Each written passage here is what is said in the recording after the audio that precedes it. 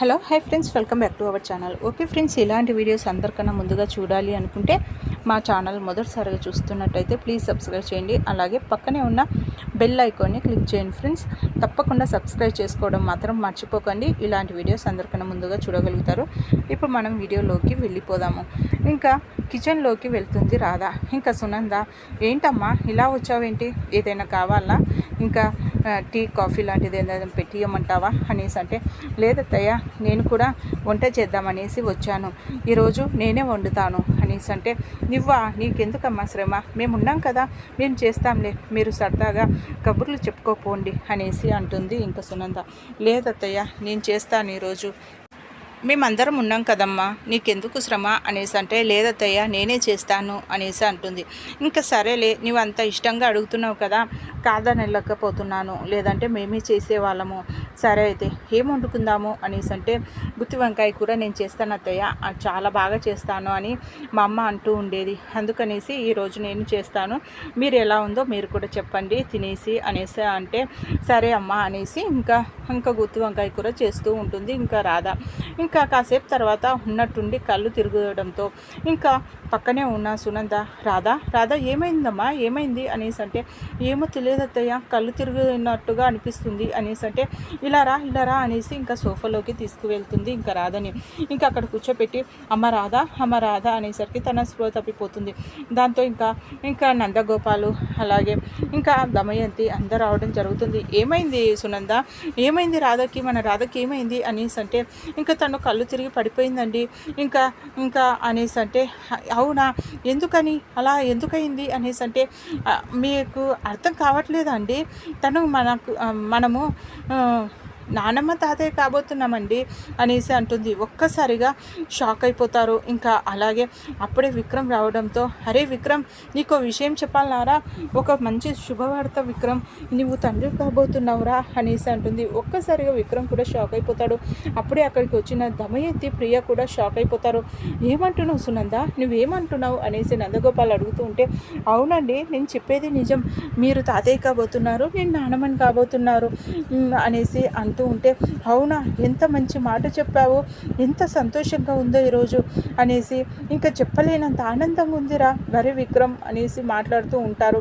అప్పుడే అక్కడికి వచ్చినాక దమయంతి, అసలు తనకేమైందో ముందు తెలుసుకోకుండా మీరు డిసైడ్ అయితే ఎలా అనేసి దమయంతి అంటే, అలా అంటే ఏంటి వదిన గారు, తను కళ్ళు తిరిగి పడిపోయింది, ఇంకా పడిపోతూ ఉంటే పట్టుకున్నాను, ఇంకా తను నెల తప్పిందనేసే కదా, నెల తప్పితేనే కదా ఇలాంటివి జరుగుతూ ఉంటాయి, కళ్ళు తిరగడం అంటే ఉత్తోళ్ళకి ఎందుకు అవుతాయి చెప్పు, పెళ్ళైన అమ్మాయి ఇలా కళ్ళు తిరిగింది అనేసి అంటే, ఇంకా తను నెల తప్పినట్టే కదా, ఇంకా మేము ఇంకా నానమ్మని తాతయ్య కాబోతున్నట్టే కదా అనేసి అంటే, నువ్వు సంతోషపడింది చాలు సునంద, అసలు ముందు రాధకి ఏమైందో తెలుసుకో, ముందు డాక్టర్ని పిలిపించండి అనేసి అంటే, అవును డాక్టర్ని పిలిపిస్తే కానీ నువ్వు నమ్మేలాగా లేవు వదిన, డాక్టర్ని చెప్తారులే, డాక్టర్ వచ్చాక తనే చూసి చెప్తుందిలే అనేసి, ఏమండి వెంటనే మన లేడీ డాక్టర్ ఉంది కదా, ఫ్యామిలీ డాక్టరు, తనకి ఫోన్ చేయండి అనేసి అంటే, సరే సునంద అనేసి ఇంకా డాక్టర్కి ఫోన్ చేయడం జరుగుతుంది.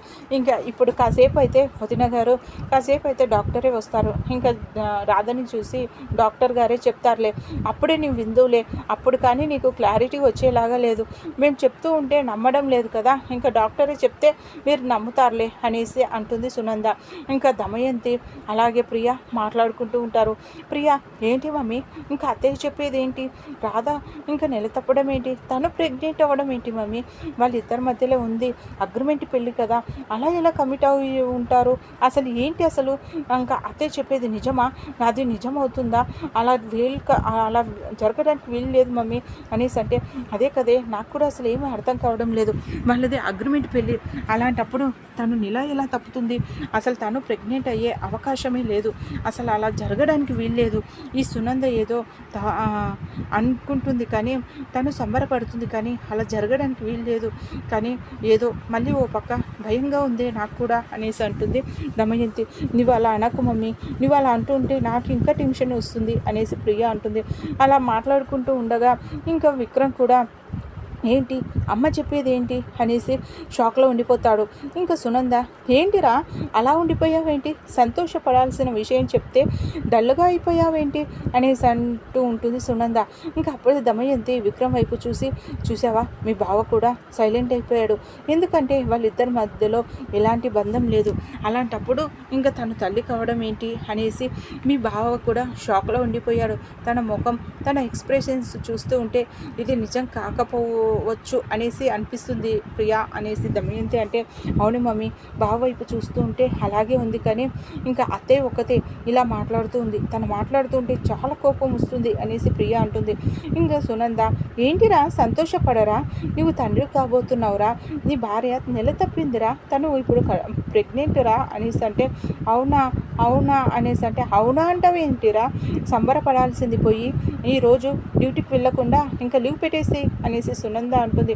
అప్పుడే ఇంకా డాక్టర్ గారు రావడంతో ఏమైంది అనేసి అడుగుతూ ఉంటే, ఇంకా డాక్టర్ గారు తను కిచెన్లో ఉన్నట్టుండి ఇలా కళ్ళు తిరుగుతున్నాయి అంది. చూడండి మీరే అంటే, సరే నేను చూస్తాను అనేసి తను చెక్ చేయడం జరుగుతుంది. చెక్ చేస్తూ ఉంటే, ఇంకా చెప్పండి డాక్టర్ గారు చెప్పండి, మాకు శుభవార్త చెప్పండి, త్వరగా చెప్పండి అనేసి అంటే, ఏం శుభవార్త అనేసి డాక్టర్ అడుగుతూ ఉంటే, అదే చెప్పండి డాక్టర్ గారు, తను నెల తప్పిందనేసి, తను ప్రెగ్నెంట్ అనేసి చెప్పండి డాక్టర్ గారు అనేసి సునంద అడుగుతూ ఉంటే, తను నెల తప్పడం ఏంటి, అసలు తను ప్రెగ్నెంట్ అవ్వడం ఏంటి, తనకి ఫుడ్ పాయిజన్ అయింది, దానివల్ల ఇలా కళ్ళు తిరిగినట్టుగా అనిపిస్తుంది, తనకి నీరసం కూడా అయ్యింది బాడీ అనేసి అంటే, ఒక్కసారిగా సునంద ఇంకా నందగోపాలు ఇంకా అందరూ షాక్లో ఉండిపోతారు. ఇంకా మరో పక్క దమయంతి ప్రియ మాత్రం చాలా సంతోషపడుతూ ఉంటారు. ఇంకా విక్రమ్ కూడా లోపల చాలా సంతోషపడుతూ ఉంటే, ఇంకా సునంద అలాగే నందగోపాల్ డిసప్పాయింట్ అయిపోతారు. ఇంకా డాక్టర్ గారు తనకి నీరసం వల్ల అలా అయిపోయింది, తనకి బాడీలో కూడా కాస్త ఫుడ్ పాయిజన్ అయ్యింది, అందుకనేసే కాస్త తనకి ఇంకా కొన్ని నేను మెడిసిన్స్ రాసిస్తాను, ఇవి వాడండి, అలాగే తనకు ఒక జ్యూస్ లాంటిది ఇమీడియట్గా ఇవ్వాల్సి ఉంటుంది అనేసి అంటే, అవునా డాక్టర్ గారు మీరు చెప్పేది నిజమా అంటే, అవును నేను చెప్పేది నిజమమ్మా అనేసి డాక్టర్ అంటారు. ఇంకా తనని జాగ్రత్తగా చూసుకోండి, ఇవి మెడిసిన్స్ వాడండి అనేసి తను వెళ్ళిపోతుంది. ఇంకా సునంద నందగోపాల్ సైలెంట్గా అయిపోవడంతో దమయంతి ఏంటి సునంద అలా అయిపోయావేంటి, నానమ్మ కాబోతున్నావు అనేసి చాలా సంబరపడిపోయారు, నువ్వు తాతయ్య కాబోతున్నావని నందగోపాల్ చాలా సంతోషపడిపోయారు అన్నయ్య గారు, అలాంటిది మీ సంతోషాన్ని కాసేపట్లో డాక్టర్ గారు వచ్చి మీ సంతోషాన్ని ఇంకా లేకుండా చేసేసారు కదా ఇంకా అనేసి అంటే, ఇంకా ఈరోజు అంటే ఆ సంతోషం దక్కలేదు వదిన గారు, ఏదో ఒక రోజు ఈ సంతోషం మాకు దక్కుతుంది కదా, త్వరలోనే మాకు ఈ సంతోషం ఈ ఆనందం మాకు దక్కుతుంది, మేము ఈ శుభవార్తని త్వరలోనే మేము వింటాం కదరా అరే విక్రమ్ అనేసి అంటూ ఉంటే, అనేసి ఇంకా విక్రమ్ అంటే, అలా బాధపడకరా విక్కీ ఇంకా అనేసి అంటూ ఉంటే, వాడేం బాధపడటం లేదులే సునంద అనేసి దమయంతి అంటుంది. అలా అంటావేంటి వదిన అంటే, అవును వాడేం బాధపడడం లేదు, వాడి ముఖంలో చూస్తూ ఉంటే తెలియడం లేదు వాడు ఆనందపడుతున్నాడు అనేసి దమయంతి అంటుంది. అలా అంటావేంటి వదిన గారు, ఎవరైనా సరే భార్య తల్లి కాబోతుంది అనేసి అంటే సంతోషపడతారు, ఇప్పుడు డాక్టర్ గారు అలా చెప్పడంతో ఎవరైనా బాధపడతారు, కానీ మీరేంటి అలా మాట్లాడతారు అనేసి ఇంకా సునంద అంటుంది. ఇంకా విక్రమ్ కూడా చాలా సంతోషపడిపోతూ ఉంటారు. ఇంకా సునందని నందగోపాలు డాక్టర్ గారు చెప్పారు కదా సునంద, తన రాధకి కాస్త ఒక గ్లాస్ మంచి జ్యూస్ తీసుకురా అనేసి అంటే, సరే అండి అనేసి ఇంకా తనకి జ్యూస్ తీసుకురావడం జరుగుతుంది. ఇంకా రాధ కాసేపు తర్వాత స్వలో నుండి బయటికి రావడంతో, అమ్మ ఈ జ్యూస్ తాగు అనేసి అంటే, ఏమైంది అత్తయ్య నాకేమైంది అనేసి అంటే, మీ అత్తయ్య చాలా సంతోషపడ్డారులే, నీవు నెల తప్పావనేసి ప్రెగ్నెంట్ అయ్యావనేసి, మీ అత్తయ్య నానమ్మ కాబోతుందని, మీ మామయ్య తాతయ్య కాబోతున్నారని చాలా ఆనందంతో ఉప్పొంగిపోయారు, అసలు వాళ్ళ ఆనందాలు చూడలేకపోయావు రాధా, అసలు మిస్ అయిపోయావు, ఇంకా నువ్వు తల్లి కాబోతున్నావని చాలా ఆనందపడిపోయారు. ఇంకా నీ భర్త అంటావా, నీ భర్తనేమో ఇదిగో ఇప్పటికి ఇంకా షాక్లోనే ఉండిపోయాడు అనేసి ఇంకా దమయంతి అంటుంది. దాంతో ఇంకా రాధా వాళ్ళ మాటలేం పట్టించుకోకు, పటమ్మ నువ్వు జ్యూస్ తాగు అనేసి, ఇంకా నువ్వు కాస్త నీరసంగా ఉన్నావంట, ఇంకా ఈ ట్యాబ్లెట్లు కూడా వేసి తీసుకొని నువ్వు వెళ్ళి రెస్ట్ తీసుకో అనేసి ఇంకా చెప్తుంది. దాంతో ఇంకా సరే అనేసి తను అక్కడ నుండి వెళ్ళిపోతుంది. గదిలోకి వెళ్ళిన తర్వాత పాపం అత్తయ్య వాళ్ళు చాలా సంతోషపడి ఉంటారు.